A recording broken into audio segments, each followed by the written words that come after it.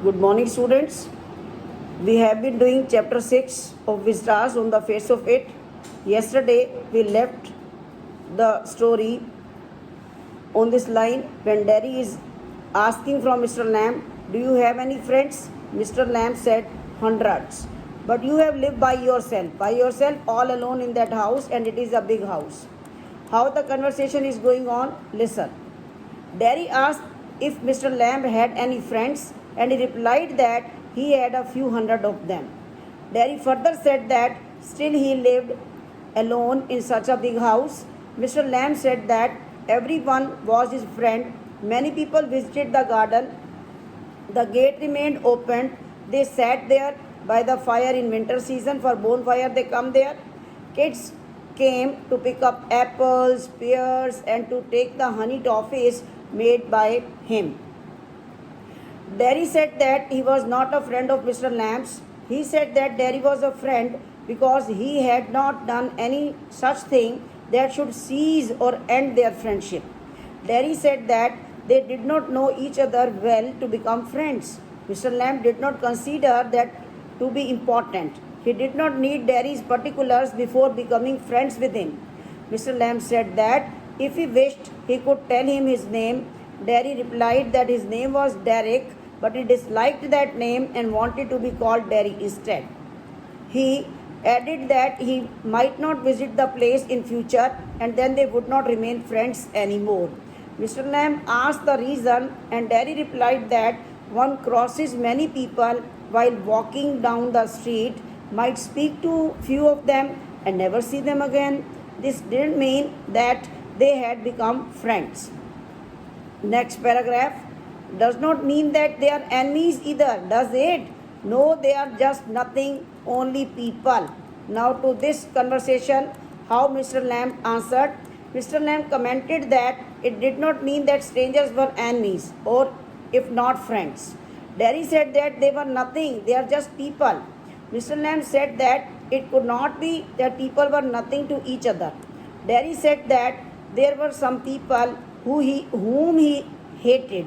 Mr. Lamb replied that hatred would harm him more than the acid that had only affected his face. Derry again commented that only his face.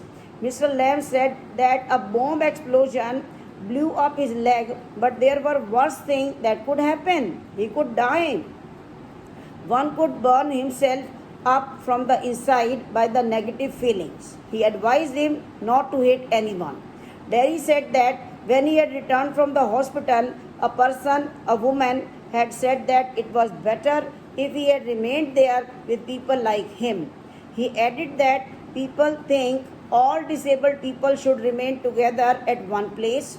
Mr. Lamb added this meant that people without legs should remain together and the world would become imbalanced that way. And if impaired people live one side, if the word is divided on such basis, what will be the shape, what will the face of the word?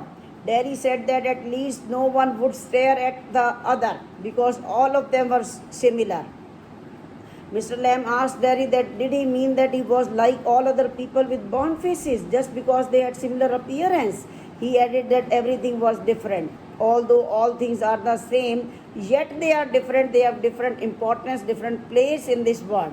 Derry was confused. Mr. Lamb said that our habits of watching, listening, and thinking differently make us different from each other. Derry said that he liked Mr. Lamb's house and garden. He replied that Derry was always welcome there. Derry said that the place was not his. Mr. Lamb said that everything was his if he wanted it to be. And he added that all his possessions were for everyone. And Derry asked if he could visit the place again, and Mr. Lamb replied that he could and he would find company too. He added that Derry need not mind other people. No one would stop him from entering the premises. Derry said that they probably would not like to enter the place upon seeing him. Maybe they would look at his face, get scared and run away. Next, Mr. Lamb is speaking. They might not. They may run, they may not run, and both things are possible. He will have to take the risk. Mr. Lamb replied that they might not run away, they might be, and he had to take a chance on that. Derry said that Mr. Lamb had to choose out of him and the other people as visitors because no one liked to remain near him. Mr. Lamb would lose all his friends if he had Derry in his garden. Mr. Lamb said that he was there and did not run away on seeing Derry. He added that when he went out on the street, kids teased him although they visited his garden and his house. It was like a game. They were not scared of him because he was not scared of them. Derry asked that did his legs get injured in the war, and Mr. Lamb replied that it did so. Derry asked that how would he climb up the ladder to pluck the apples. He replied that there were a lot of things that he had learned to do now. Derry added that if he climbed the tree alone, fell from it and broke his neck, he would lie on the grass and he could die. Mr. Lamb said that it could happen. Derry asked if he could help him pluck the apples. Mr. Lamb said that he could help him if he wanted to. Derry said that his mother would be waiting for him. His home was 3 miles away across the fields. He was 14 years of age, but still he was supposed to tell her where he was. Mr. Lamb added that people had the habit of worrying. Parents are always concerned. Derry added that actually they were in the habit of fussing. Mr. Lamb asked Derry to go home and inform his mother of his whereabouts. His house was 3 miles away.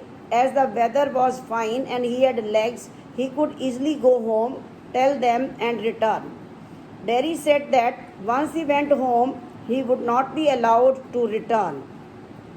Mr. Lamb added that once home, Derry himself would not feel like coming back. Derry said that Mr. Lamb did not know what all he could do. Mr. Lamb said that only Derry knew what he could do. Derry started to say that if he chose, but that was interrupted by Mr. Lamb. He said that Derry had to choose and he could not tell him what to do. Next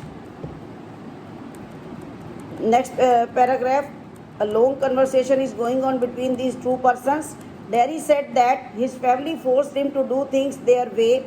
Mr. Lamb said that it was Derry's wish to agree with them or not. Derry was confused about what he wanted, something that was only his and no one had it like the garden. Mr. Lamb said that he could find out what he wanted. Derry asked how he could do that. Mr. Lamb told him to wait, watch, and listen. He added that he had to see the bees, and Derry asked that did the other visitors talk to Mr. Lamb? Mr. Lamb replied that some did while some did not. Derry said that they did not believe that someone ever visited the place. Mr. Lamb lived alone all by himself. No one cared for him. Mr. Lamb said that Derry could think as he pleased. Derry asked him the names of some of the visitors. Mr. Lamb said that names were nothing.